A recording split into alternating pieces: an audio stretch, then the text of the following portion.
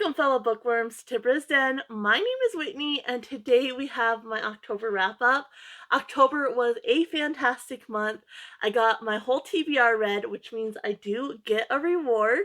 I did add on a bunch of extra books. I didn't get to all of them, obviously. Like, that was just way too many books. It wasn't possible. There's 4 books I didn't get to, and one I only read partially, which I knew going in I wasn't going to read the whole thing in the month because it's like 1,152 pages. So I knew I wasn't going to read that one. But I got my whole TBR, which means I do get a reward, which I used a reward on one of these books. So I will just take that reward when I'm done with it. And yeah, I'm really, really pleased. I read a total of 18 books, which is fantastic. It was an average of 227 pages a day, which was very varied each day. Like, there was one day I didn't read anything. Some days I only read like 16 pages, and then some days I read a good chunk. So really, really pleased with how October went, and it was balanced again. So even though I read a lot, I also played WoW with my husband. We carved pumpkins, so it wasn't just reading. I did read a lot, don't get me wrong, but it was more balanced. Like, we still did other things as well, which I'm really, really pleased with. I'll kind of go over the stats real quick, and then we'll get into the books themselves. So I read a total of 7,013 pages. 17 were fiction, 1 nonfiction. They were all physical, and I had 1 reread. Genres, again, the genres, some books fit multiple genres. There were 12 fantasy, 5 young adult, 4 horror, 3 mystery, 2 thriller, 2 science fiction, 1 middle grade, 1 classics, 1 romance, 1 manga, 1 literary, 1 historical, and 1 crime. Top moods were dark, adventurous, and mysterious, which perfect for the season. I also participated in several different things, which was a lot of fun. Even though I wasn't originally planning on participating in anything, I still had a lot of fun. I'm glad I did. And so, yeah, let's go ahead and get to the books. So first off, we did not have any DNFs, which is always fantastic. There was the 2 stars. I could have DNF'd both of those, honestly, and I wouldn't have been upset. But I did end up reading them. I did have, like I said, 4 books I did not get to, and 1 book I only read partially. So I'll go over those first, and then we'll get into our star ratings. As always, I go from the bottom and work my way up to the one I enjoyed the most. And then I also have my top 3, which I'll go over at the end, which does not necessarily correspond to star rating. It corresponds to the impact the book had. So first up that I did not get to, it was just an extra, was Thistlefoot by Jenna Rose Nethercott. I've been trying to get this one on it. I had it on a TBR. I did not get to it. That was one of the months I hardly read anything. And I've been trying, but I think this one's just gonna go back on the shelf. I've had it in the past where there's a book that I'm just trying and trying and trying to force onto my TBR, and I don't get to it. And when I put it back on the shelf, it ends up coming up naturally, and then I'm able to get to it. So this one, I'm not gonna try to force anymore. It's just gonna go back on my shelf.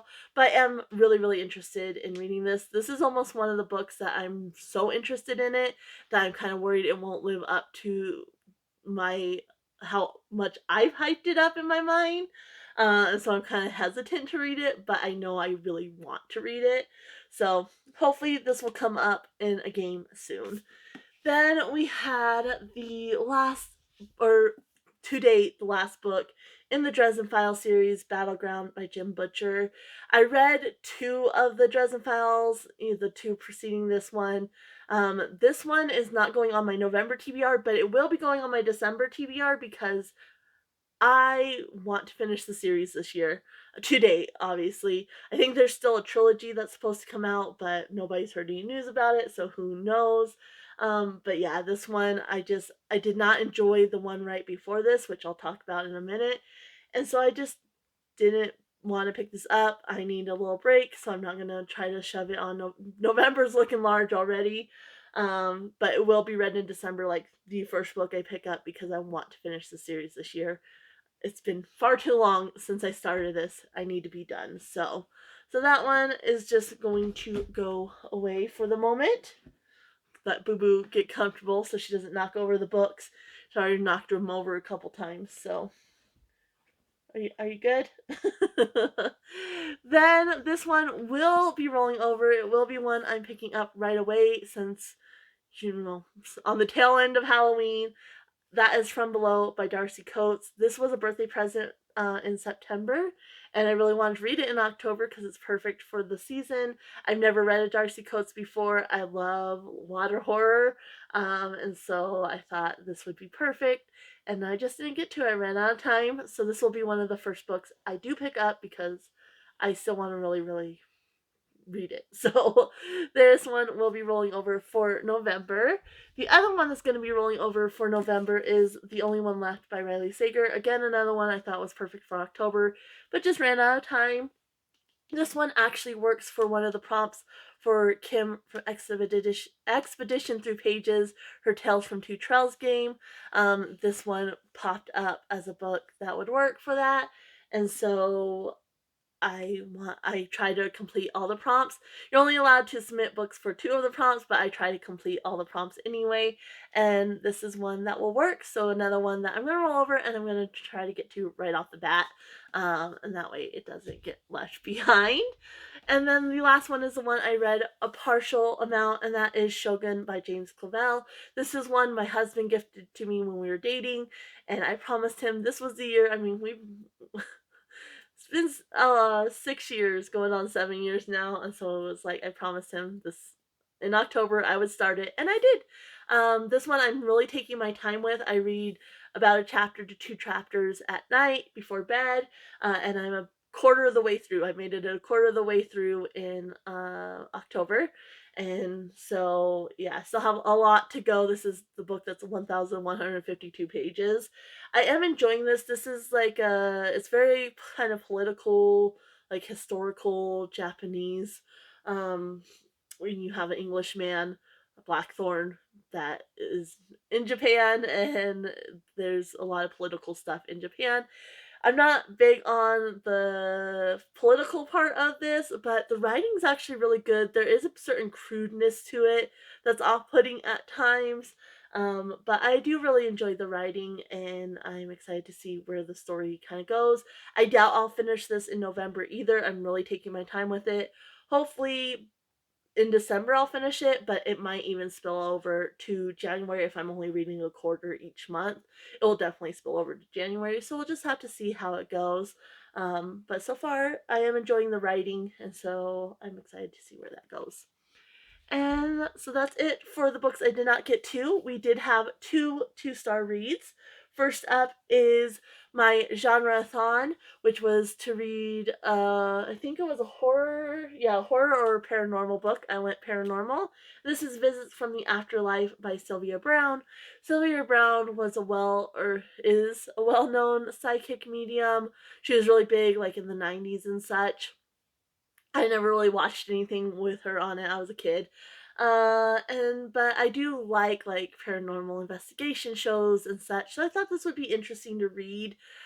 I was not a fan of it. Obviously, it's kind of bottom of the barrel for me. I like the content, like the ones where she had like fans writing in of some of their experiences and she included in that. I really like that. But her voice itself, I did not like. Like, I don't think she's somebody I would like. She A lot of it was very like, I'm not a fraud. If you think I am, that's your problem, but here's why I'm not a fraud. And it was heavily like that, like pounding it in. It's like, let the proof speak for itself. Like, let these experiences and these encounters speak for themselves. You don't need to constantly harp that you're not a fraud. And it was a lot of tooting her own horn too. So like, a lot of times I turned down a lucrative deal because I'm not a fraud, and so I wouldn't just do something for money. And it was like over and over again, and she constantly like, oh, you can read it in this book I wrote, or watch this show I was a part of. And it just got really old really quick.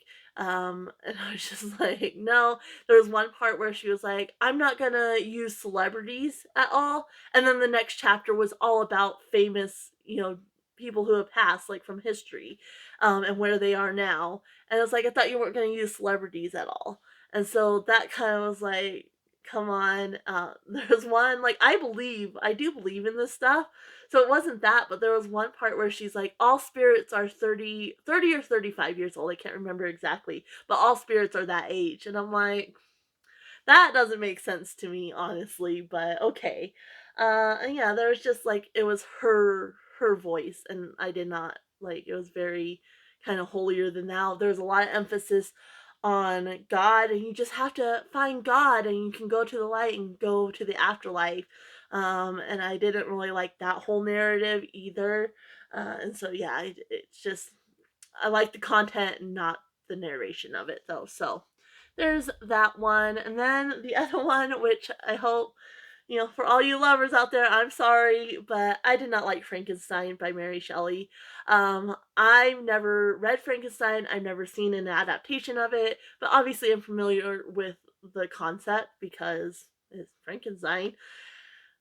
I went in expecting it to be about Frankenstein creating his monster. That's what I thought, and that's not it at all. Like, that's a very small part. It's a lot of, woe is me, I created this monster, and how could I do such a thing? But yet he doesn't want to take any responsibility and do something about it, and he has opportunities. But then he's just like, be gone, monster, instead of taking care of it. And then, oh, woe is me, I created this monster, and I did not like Frankenstein at all. Like, it's like, yeah, you created this monster, now take some responsibility for it and do something about it. And I actually felt bad for the monster. And then that whole part is very long winded. It's under 200 pages, but it took me forever to read because it was just so long winded. And the monster itself didn't really make sense to me, how intelligent and articulate he was. Like, I was thinking, well, maybe if, like, again, it doesn't go into how he created this monster, which is what I was expecting. So I was like, well, maybe if you take, like, a brain from somebody else and put it in, they'll have all the, education and such there. And it does kind of explain how he learns the language and such, but it's like he's still very intelligent, and like that doesn't explain like other things he knows because he didn't have an education other than this family that he learned through why they were teaching, the bride or whatever. And so yeah, I did I didn't like it. I didn't like it. I could have gone my whole life without reading this and I would have been perfectly happy. So but I can now say I read Frankenstein and it's over now. So there's that one. We then had three-star reads. First up was the Jim Butcher book, Peace Talks. Um, this one, I don't see the point of this book. So if you're not familiar with the Dresden Files, you have Harry Dresden, and he's a private investigator wizard in Chicago. So it's kind of like an urban fantasy type, and he works a lot with the police in the beginning, and then it kind of transforms, and there's a lot of different factions vying for power.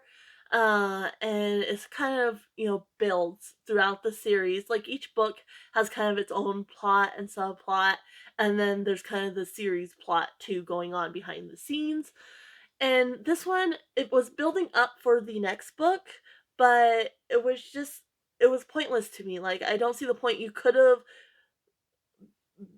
built and set up for the next book in the beginning of the next book. Like, it wasn't necessary to have this book. It was basically filler. It felt very rushed. The plot lines for this specific book I didn't enjoy. There was something with his grandfather and something with his brother. I didn't like either one of those. Like, it just, I don't know, I just did not enjoy it at all. There was a lot of players that were brought back in, but then just kind of forgotten about, and like no further mention of them. And again, I think it's just setting up like they're here and they're gonna play a part in the next book, I'm assuming. But again, this whole thing was pointless. And depending on what the whole plot with his grandfather, like, I don't think that needed to happen at all. Like, that did not need to happen. The one with his brother, like, maybe it's setting up for something, but I don't see what. And so yeah, I just think this was a filler book and it was not necessary. Like, you could have set up in the beginning of the next book just fine. So not happy with this one at all. Struggled to get through it because it was just like, why is this a thing? Like, it's not necessary. So there's that one, which is part of the reason again why I just needed like to take a break. Like, I'll finish that last one.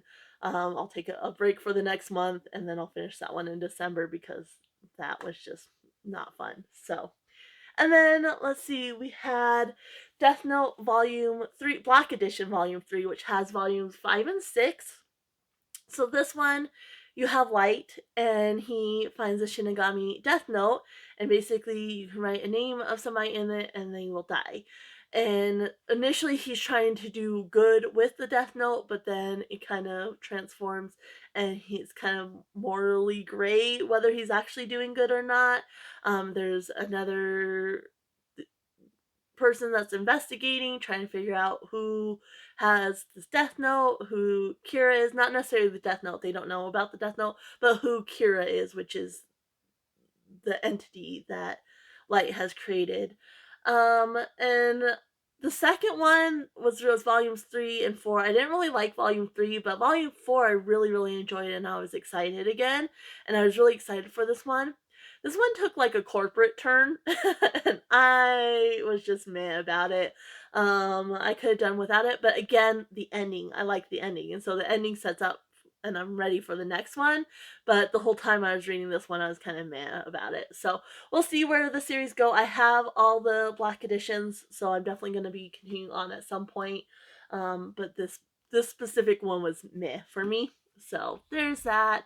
And then we had the last 3-star, which was Mongrels by Stephen Graham Jones. This Death Note was for my 3 unusable discs, since it is the 3rd volume of the Black editions. So that was for my 3 unusable discs. Mongrels was for, I had pulled Mowgli, and it was Forced to Leave. And so this one, you have, what is his name? I don't even think I know his name. I don't know that it ever says in the book either. The way it's narrated is kind of different. And so, yeah, but basically you have this boy, and his aunt and uncle are werewolves, and they're kind of on the run. Like, they're constantly having to move around, stay one step ahead of the law and such. And they're waiting to see if he will be a werewolf like them. And it's really interesting at some points, like the way it's narrated, it's first person narration, but in a third person, like, it's the boy narrating, but he does it like the criminal or the prisoner.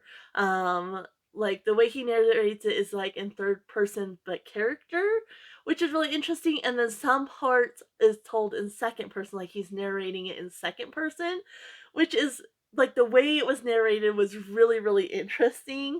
But it was very, all over the place. And I read The Only Good Indians by Stephen Graham Jones, and I still don't know my thoughts on that one either. But that one, at least the plot was a little bit more straightforward. Where this one, you're wondering if he's going to turn into a werewolf. But other than that, like, it's jumping back and forth in time, like, but with no rhyme or reason. Like, it's not like, oh, it's here and then present day. Like, it's all over the place as far as different periods, which makes sense when you kind of get to the end, why it's like that.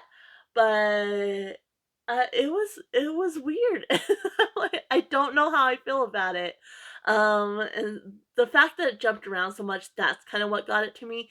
I did really enjoy this one, but it was really hard to follow along, because, like, you're like, okay, now he's 9, now he's 16, like, where are we at in the story? But it was really, really interesting. Like, I'm interested to try more, because the author has such a unique writing style, that I'm interested in trying more. Like I said, The Only Good Indians, I still don't really fully know my thoughts on that one. This one, I still don't fully know my thoughts on it. It's very unique. And so I had a good time with it, but it wasn't quite a 4-star, because I couldn't, like, fully get into it.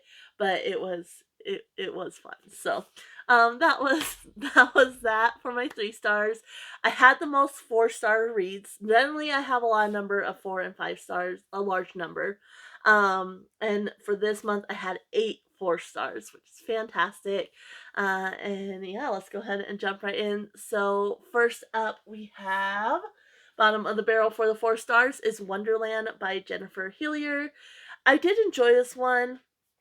Obviously, got 4 stars, but basically, you have what's her name, Vanessa, and she ends up coming to the small town as the deputy police chief.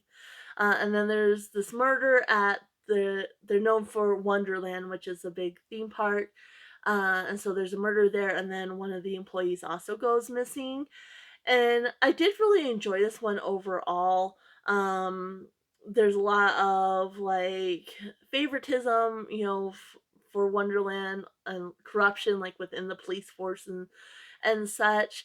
And Vanessa has her own kind of past, and so there's a lot of she has a teenage daughter and like a 7-year-old son, I want to say, a younger son and a teenage daughter, and the teenage daughter and her have a lot of antagonism between them for having to move and the reasons behind why they had to move and such. So there's a lot of angst there. And then she's coming in as an outsider, and she's you know trying to figure out like the corruption within the ranks and do what needs to be done to solve these murders. And it goes back in time as well. She's realizing like it's not just these current crimes. And so it was really interesting, and I really did enjoy it. um, I did not see who it was coming, honestly. I had no clue that I saw kind of the reason why, but I thought it was somebody else. So I didn't see who it was coming at all. So I did have a good time with this, and I am interested in trying something else by this author. This one was for, so I originally pulled the prompts. Kangaroos are from Australia, but I only had one book that was written by an Australian author, and I didn't want to read that one in October.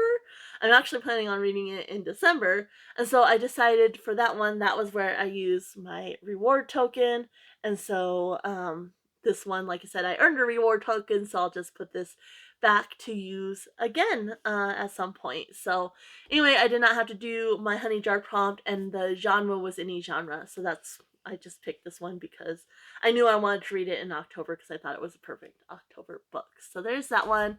Then we had the other Dresden File book I read, which was Skin Game. I obviously enjoyed this one quite a bit more than I enjoyed Peace Talks. And this one was kind of cool because um, he ends up having to do this job for reasons which I can't tell you without spoiling stuff in the series. But it deals with like Hades. So that was kind of interesting. Like I like that aspect and kind of the underworld part of this. And there were some other characters that were really interesting in this. And so yeah, overall I actually had a really good time with this one. Most of the Dresden Files have been 4 stars for me. There's only one that I really didn't like, and that's kind of when I took my big hiatus from the series because that was Ghost Stories. I just did not like that. Peace Talks, I didn't like it, but I didn't hate it like I hated Ghost Stories. So yeah, this one was a good time. Like I did enjoy this one, and I was excited to try to finish, but then Peace Talks happened. So yeah, this one was a good time. I like that Hades aspect and that underworld aspect. Like that was really really cool. And then let's see here. Then we had my books. I'm trying to slide off again. Then we had it's upside down. Harry Potter and the Chamber of Secrets. This is my childhood copy, which you can see is kind of in rough shape. It's a little wonky on the spine and such. I don't have the dust jacket anymore. But I've been rereading these. I haven't read them since I was maybe early 20s. I honestly don't remember the last time I read these. Late teens, early 20s sometime. And so I thought it was time to give them a reread. And I did. I thought this one was my least favorite. I got it mixed up with the third one, which the third movie I know is my least favorite. And it's the third book that's actually my least favorite. This one I don't love, but it's not my least favorite. And it got 4 stars, so if you live under a rock and you don't know about Harry Potter, boy, wizard, he lives with a normal, non-magical family, and he gets his letter to go to Hogwarts. And then there's, of course, the Dark Lord, and he's, having to defeat him in different iterations throughout the series, why going to Hogwarts and learning about magic. So this one, like I said, I didn't hate it. It was a good time, very nostalgic for me, obviously, and it was nice to dive back into this world. And like I said, I am gonna read the third one either November or December. I don't know. November I ended up adding a bunch of books, and so I don't know if I'll actually get to it or not. But this one was was enjoyable. I had a good time with it, and I'm excited to get the third one out of the way so then I can enjoy the rest of the series because I know I like the rest of the series. Where the third one is the one I'm like, eh. So there's that. Then we had the third book, and this one was for Piglet, which is my character, and that is an auto-buy author or a reread, and I obviously went with the reread. Then we had Forest of the Pygmies by Isabel Allende, and this one was for the prompt of, let's see, elephants in the location or in the story or location, which this definitely fit because they go to Africa, and they're going to do an article. His grandmother is a uh, journalist for the International Geographic magazine, and they're going to do an article on the continent's first elephant-led safari. And then it goes on, and they end up finding this clan of pygmies, and they're having to kind of save them. This one is the third one in the Eagle and Jaguar series, I want to say is what it's called. I actually read the second one first and then the first one because I got the second one as part of my ABC Author Challenge. And yeah, I didn't love this one as much as the other two, but I still really enjoyed it. Like it's YA, so it's really easy to dive into and such. The whole thing with this one was kind of the plot, the way it was laid out. Like I didn't enjoy it as much as like the other two. There's always kind of this mystical element to these books because they have their totemic animals, which is the eagle and the jaguar. But this one, kind of the way like the pygmies are enslaved to this group of people, and then there's like the tribe people as well, and so they're trying to figure that out and help save the pygmies. So it was really, really interesting, but just not as enjoyable as like the other two. I think all of the books, though, I gave 4 stars in the series. Really easy to read, really fun. And yeah, I had a good time with that. So there's that one. Then we had Namesake by Adrienne Young, and this was for the prompt of The Little Mermaid, and it was ocean theme. And so this is book 2. I don't know the actual series name, but the book 1 is Fable. And basically, in Fable, her father um, drops Fable off on this island that is very rough, and so she's kind of fighting for her life. And her whole goal is to get off this island and go find her father. In this one, things have transpired, and so it's kind of following the aftermath, obviously, but there's kind of something underneath the surface. And so I didn't love this one as much as I loved Fable. Like, I really enjoyed Fable. This one was a little meh for me. Like, I still really enjoyed it. Obviously, I gave it 4 stars, but I didn't fully love it, which is why it's only 4 stars. And I am gonna read the prequel, which is called Saint, in November. So I'm excited to kind of see it from Saint is Fable's father, and I'm excited to kind of see it from his point of view. And yeah, overall, I did enjoy this, but it just wasn't as amazing for me as Fable was. So there's that one. And then let's see here. Then we have, let's see, where is it? So this one was for Tigger, I'm the Only One, and it's a standalone, so it's the only one. And this is a Cosmology of Monsters by Shaun Hamill. This one, basically, you have, what's his name? Noah, and he sees monsters, and so does the rest of his family, and his father ends up creating like this attraction, like this horror attraction, the Wandering Dark, which is an immersive horror experience that the whole family operates. But so you're thinking going in like that's gonna play a big part in the story. It doesn't, which is why it kind of dropped it down for me. Basically, the father's really not part of everything. Like he creates it one year, like it's like it's frantically he needs to create this. And then it's mainly just the mom and Noah and his two sisters. There's a lot of weird things that happen. For sure, my favorite part were the Turner sequences. There's like these little parts in between that's called the Turner sequence. Those were my favorite. Like it was almost like a dream like situation. But Noah invites this monster in and he forms a bond with this monster. It does get a little weird at one point, but then it makes more sense later on. Because at first I'm like, that's weird. And then later on it's like, okay. But yeah, Noah forms this bond, and then he's, things are happening, and people are going missing, and so they're kind of trying to figure out, like, his one sister goes missing and he's trying to figure out what happened there.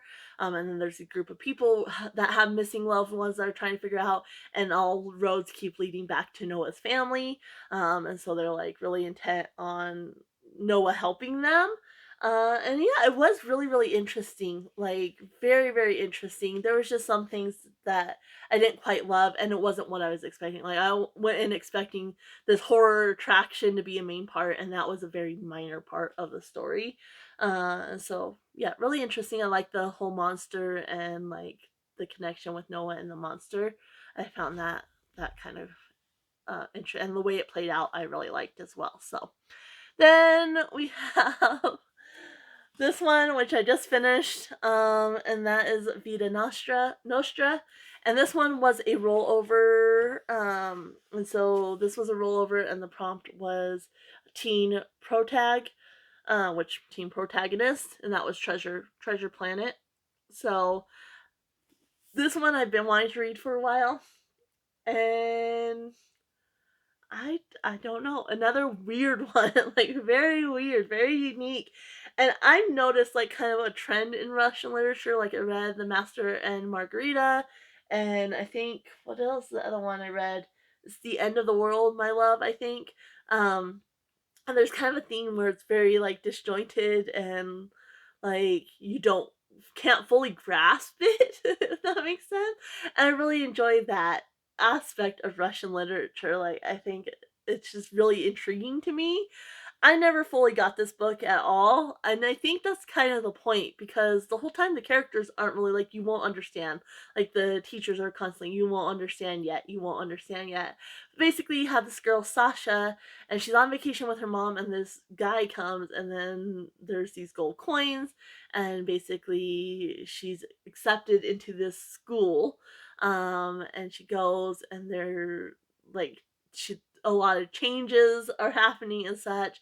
And so it's kind of magical realism, like dark academia, like it's really interesting, but I never fully understood it. And there's kind of a weirdness with the teachers and them, like the way they interact, but at the same time, like knowing what you know about the school, it's like I could see that being the case. And there's kind of this threat looming over the students if they don't do what they're supposed to, that their loved ones, something will happen to their loved ones, and you never fully know, like, is that truly the case, or is it all like just kind of coincidence, you know? And so really interesting, but I never fully understood it at all. So there's that one. And then my last 4-star is Blackening Song by Amy and David Thurlow. This one was an extra one.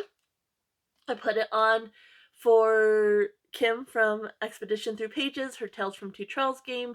One of the prompts was for the country of Cuba, and Amy is originally from Cuba. She's lived in the southwest of the US for ages now, along with her husband, and they write novels set in the southwest. And this is Native American inspired, and so this is called Blackening Song. I really, really enjoyed this one. This one really stuck with me. So even though I only gave it 4 stars, and there's reasons for that, it really stuck with me. So the reason, basically, you have, I'm horrible with names, especially when I read Ella, and she's an FBI agent, and her father gets murdered ritually, and so she ends up going back home, and she's not supposed to be on the case, but she's investigating anyway, and she's trying to help the FBI agent that is assigned the case, because like you don't understand our people and our culture, and they won't talk to you if you're disrespectful, which he kind of is. But it's really interesting because Ella herself has kind of shunned her culture a little bit. Her father was Christian, and the her mom and her brother are very set in the old ways, and her brother's like a shaman type. And so she never wanted to choose either way, and then she ends up leaving and becoming part of the FBI and such. And so even though she's part of this culture and she grew up there, like she's still kind of an outsider in a sense as well. And so that perspective was really interesting. And basically she's trying to help solve her father's murder, and her brother is the main suspect in it. And so she's having to figure out what's going on. It has like skinwalkers, which is really cool, but the way they were done, like again, it kind of balances that um, Native American folklore aspect with, logic. I'm an FBI agent, so there's a logical explanation for this. I thoroughly enjoy this. I'm looking forward to trying more. There's a whole long list of this series, so I definitely am interested in the series, and then they have some other series as well that I'm interested in trying. So there was my last 4-star. Then we have our 5 stars, which there were 5 of these. The first was an extra one that I picked up, and that is The Devil in the Dark Water by Stuart Turton. I picked this one up because Allison on a book break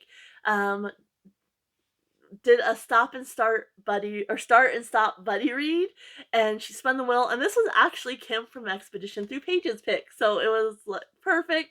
I wanted to participate, and it was a lot of fun. I had a hard time doing the start and stop. Like we had different stops throughout, and so you stop and then you watch Allison's video about commentary on that part of the book, and then you would continue on till the next stop. And that was a bit of a struggle for me. I did like at the end I ended up not doing the final stop. I just read through, and then I just didn't comment on that video because I didn't want to accidentally let anything slip, especially because it was 2 shorter stops. But it was a really cool concept. I really enjoyed it. And it was nice because you can read it at any point and then go reference the videos at each stop.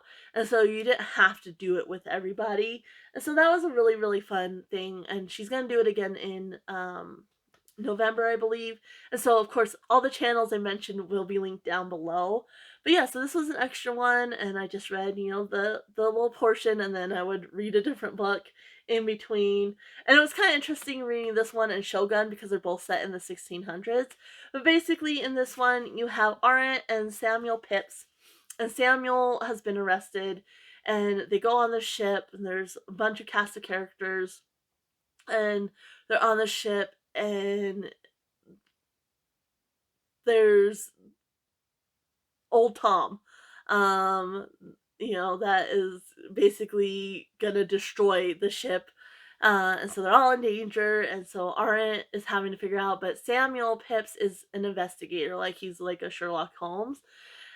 But he's imprisoned, right? And so Arendt is having to do the investigative work. Like he's more Samuel's bodyguard, taking care of the riffraff if he needs to.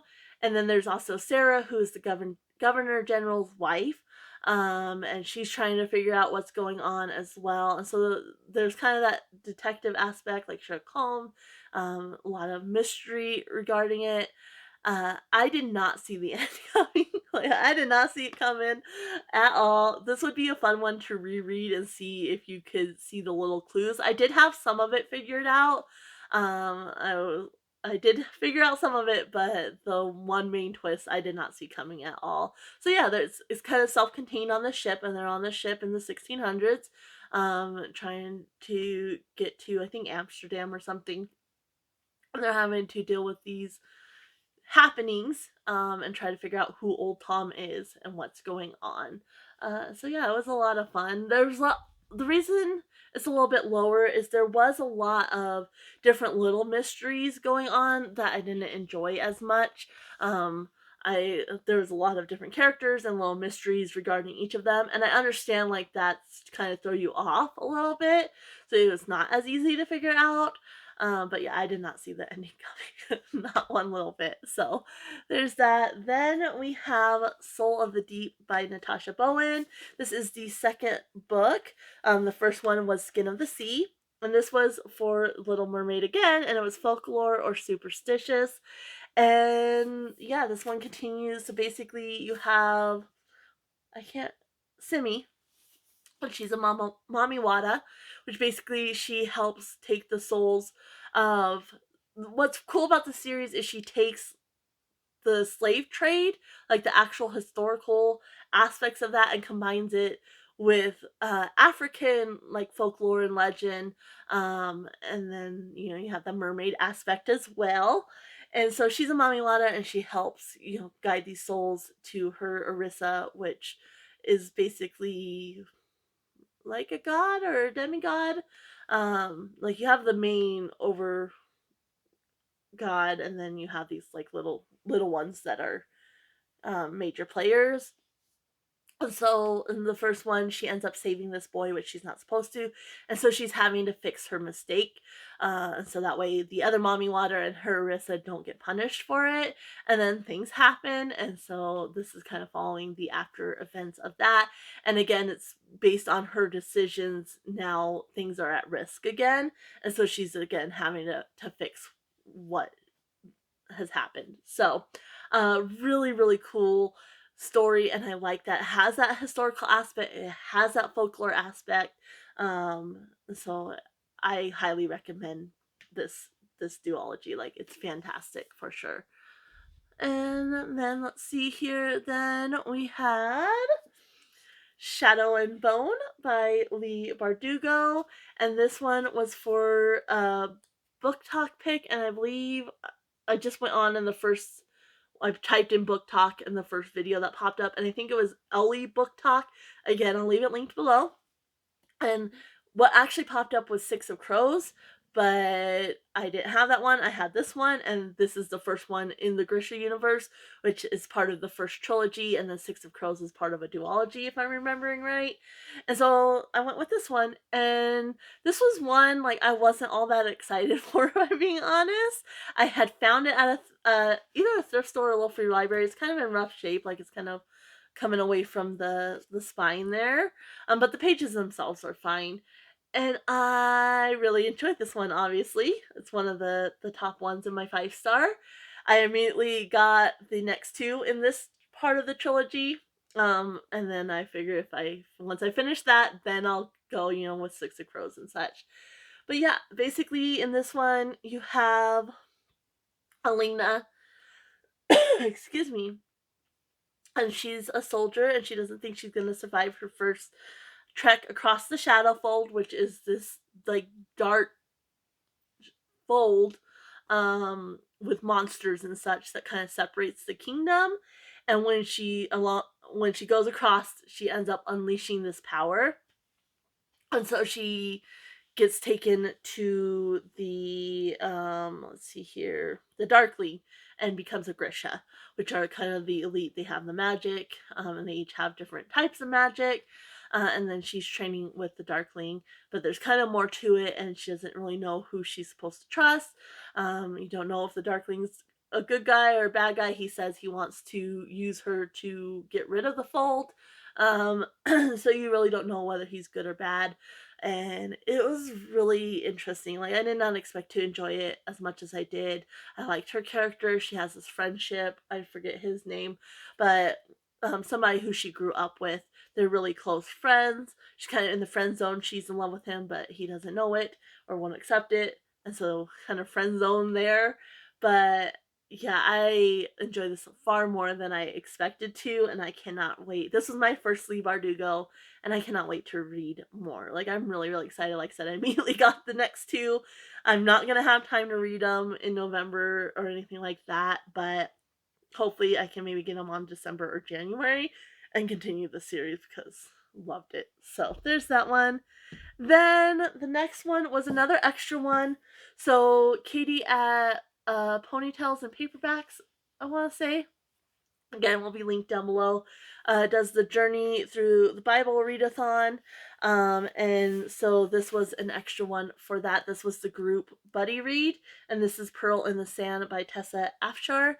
And I did some of my other books worked for different prompts, and so there was only one prompt that I didn't get to, but my other books worked for the other ones.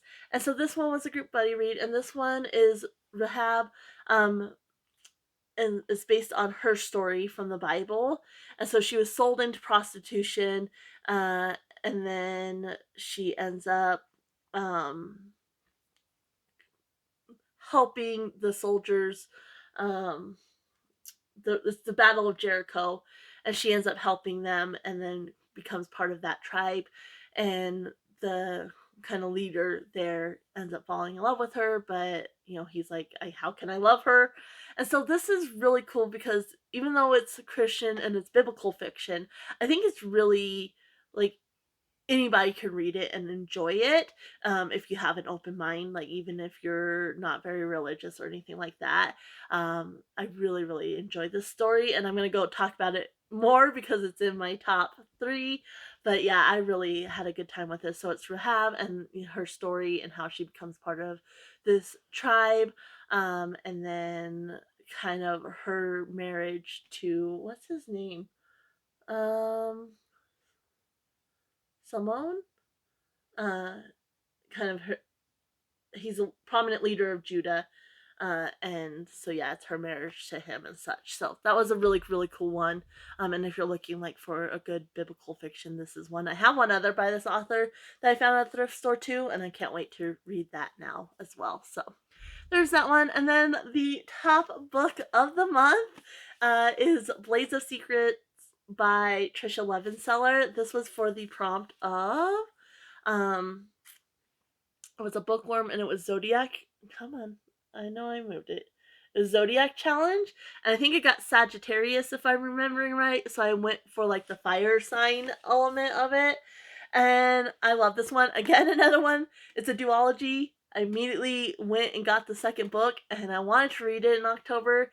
It's going to be one of the first ones I read in November because I'm actually going to use it. I have a mood read prompt for November, and that's going to be my mood read because I want to get to it like so desperately. It was very hard to read books that I actually needed to prioritize over that one. I love this one. So in this one, you have Ziva, and she is like a blacksmith or whatever, and so she makes weapons. But she has this magical element, so she can imbue the weapons with magic.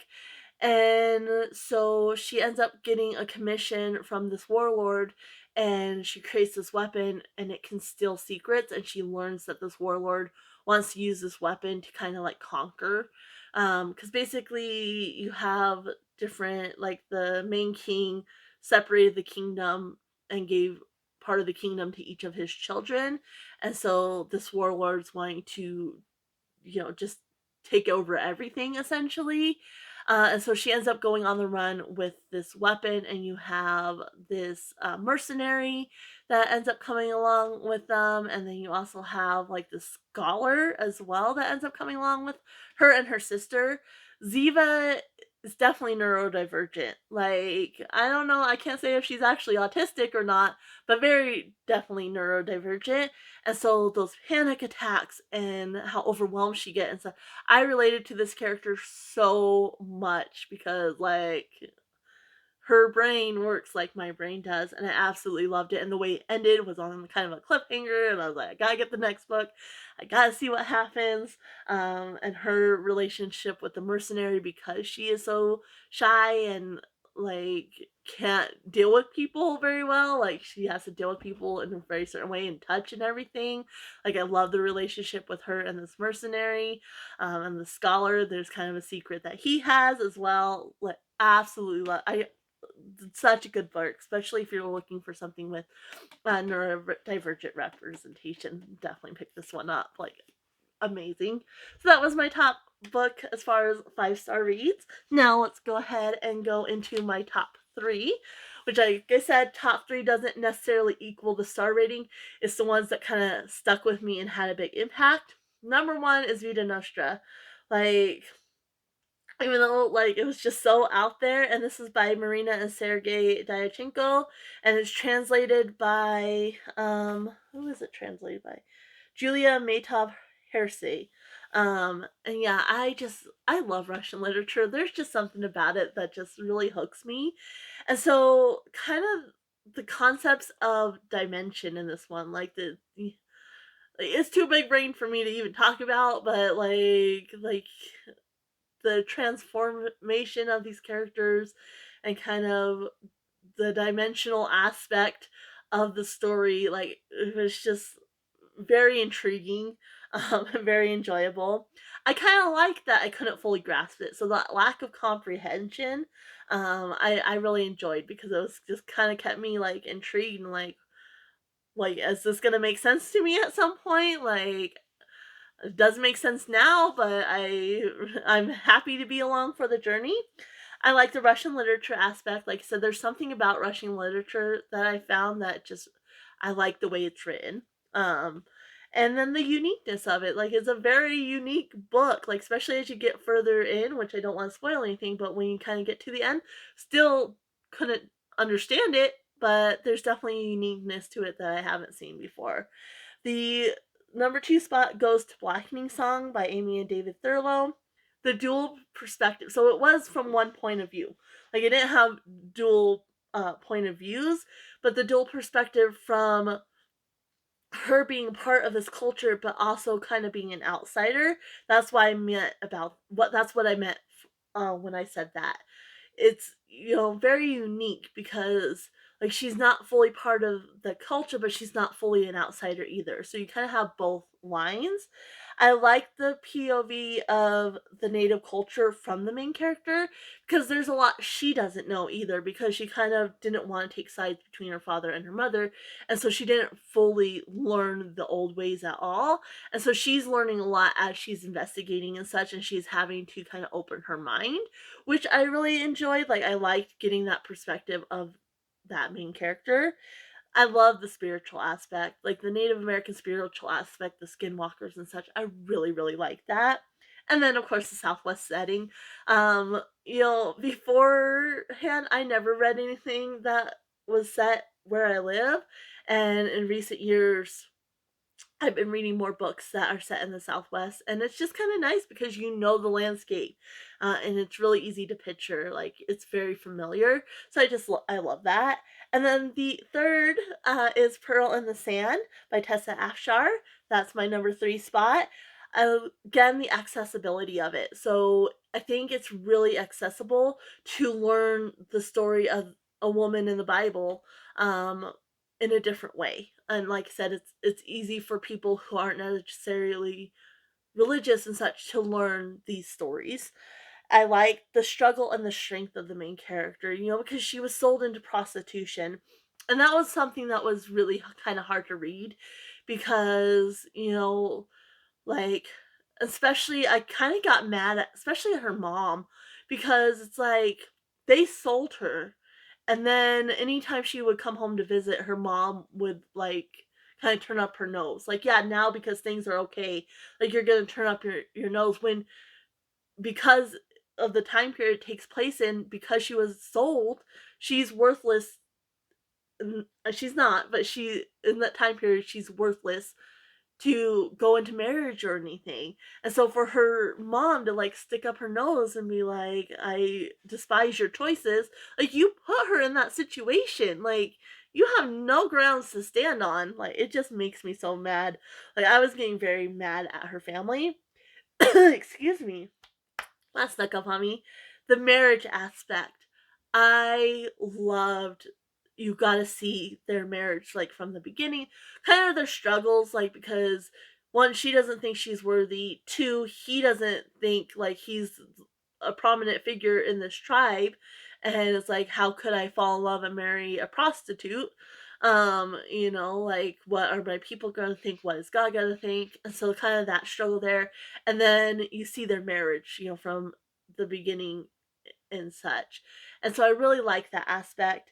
And I loved, there was no insta fix. I One of the problems I have with some Christian literature is the instafix aspect. Oh, as long as you believe in God, everything will be okay. That wasn't the case. Like, the faith plays a big part, a big role, but it wasn't just because you have faith, everything's going to be okay. Like, the Salmon gets injured at one point. Their marriage, like after they get married, there's a big struggle, because she has one way of thinking and then he has another. And it's basically, he tells her, I don't want to be reminded of your past, like thinking that that's something that, you know, would make her happy. Like, don't worry about your past, but I don't want to be reminded of. And instead, she feels shame, especially in their marriage bed, because how can, she have that intimacy without reminding him of her past. And so she kind of ends up shutting down, and he doesn't understand, and he's getting frustrated. And so kind of, and the way, like, she shuts down, and he's like, you have to talk to me. Like, I can't fix anything if you don't talk to me. But she doesn't want to talk about it because she's like, doesn't want to bring it up. And so I really like that dynamic. It's like you have to have communication for a relationship to be successful. And so that whole marriage aspect, like, was just really, really great to read about. And I absolutely loved it. Said, if you're looking for good biblical fiction, even if you're not a very religious person or anything like that, that is one I strongly, strongly recommend. I absolutely love, like, the story itself is really good. And if you're not religious, just keep an open mind. Like, as to me, it's no different than reading about other cultures or anything. Like, yeah, you might not believe that, but have an open mind and you learn something about a different culture. Like, same thing. And so yeah, I really, like I said, I just really enjoyed that one, obviously. And so those were my top three. I wasn't planning on hauling anything, but I went to like three different thrift stores and found a lot, and then plus there was some series I wanted to complete and such. And so I ended up hauling 56 books. Like I said, most of it was from thrift stores or Pingo. I think all of it was from thrift stores or Pingo, honestly. So even though I did haul a lot, I didn't spend all that much money. So yeah, it was just a really great month. I had a fantastic month. Like, these books, like, just talking about them, like, I want to dive back into them. But I'm excited to dive into my November TBR now that October's over. Let me know what your favorite book of October was, if you've read any of these, if any of these caught your interest as I talked about them. I would love to know that. And I'm going to go ahead and leave you guys here. Happy reading, everyone. Bye.